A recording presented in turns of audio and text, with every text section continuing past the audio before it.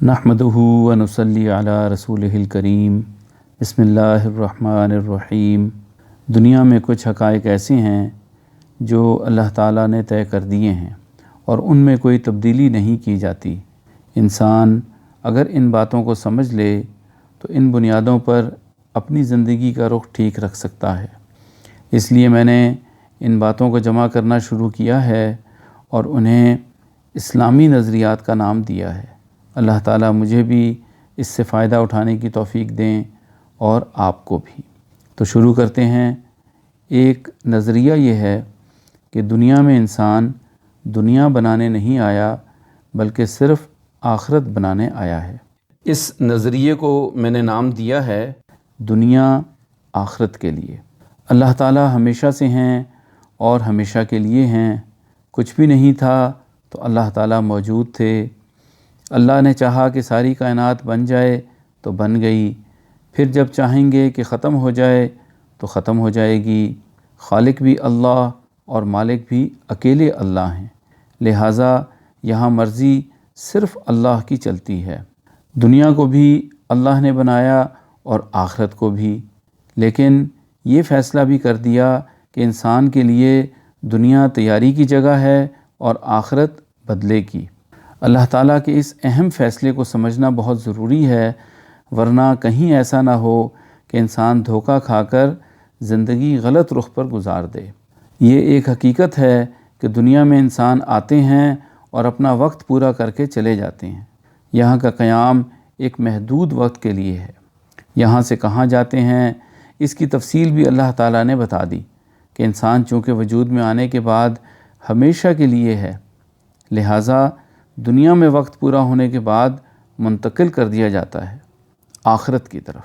انسان کو آخرت میں کن مراحل سے گزرنا ہوگا اور ان مراحل میں کیا ہوگا اس کی تفصیل بھی بتا دی گئی ہے، تاکہ انسان ان مراحل میں جو حالات پیش آئیں گے ان کے لیے مناسب تیاری دنیا ہی کی زندگی میں کر سکے، کیونکہ تیاری اور عمل کی جگہ صرف دنیا ہے، آخرت نہیں۔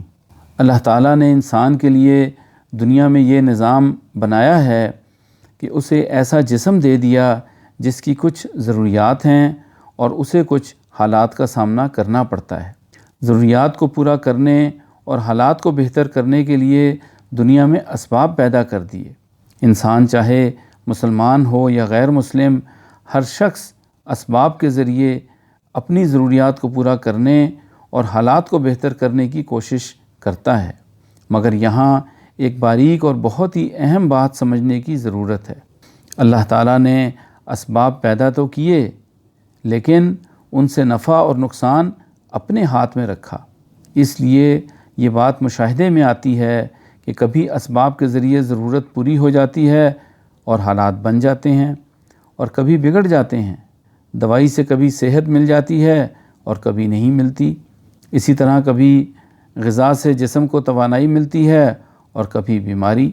اس لیے اللہ تعالیٰ نے یہ بات سمجھائی کہ دنیا میں اسباب استعمال کرنے ہیں، مگر صحیح یقین کے ساتھ، یعنی یقین اسباب پر نہ ہو بلکہ اللہ کی ذات پر ہو، تاکہ دنیا میں اسباب کے ذریعے اللہ راضی ہو سکیں۔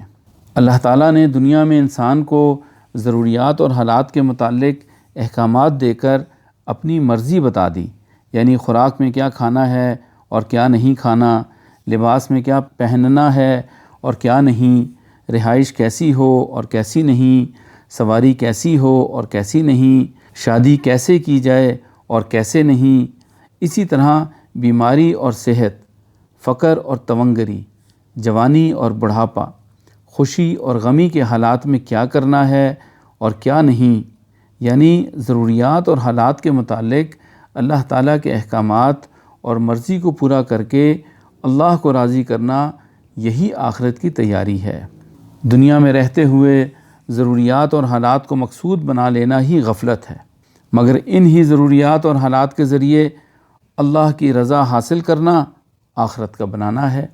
انسان کو دنیا سے آگے آخرت کی طرف جانا ہے اور آخرت میں ہمیشہ ہمیشہ کے لیے رہنا ہے، لیکن وہاں کے لیے تیاری کی جگہ دنیا کو بنا دیا گیا ہے۔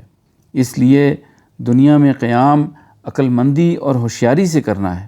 کہیں ایسا نہ ہو کہ دنیا کی ضروریات کو اچھی طرح پورا کرنے اور دنیا میں حالات کو بہتر کرنے میں اس طرح لگیں کہ یہی بھول جائیں کہ مجھے یہاں سے جانا ہے اور یہاں میں اپنی دنیا بنانے نہیں آیا بلکہ صرف آخرت بنانے آیا ہوں۔ اس نظریے کا خلاصہ یہ ہے کہ انسان کے ساتھ دنیا میں ضروریات اور حالات لگا دیے گئے ہیں اور ان کے لیے اسباب بھی پیدا کر دیے ہیں، مگر انسان کو یہ بتا دیا کہ اسباب اللہ کی مرضی سے نفع یا نقصان کا ذریعہ بنتے ہیں۔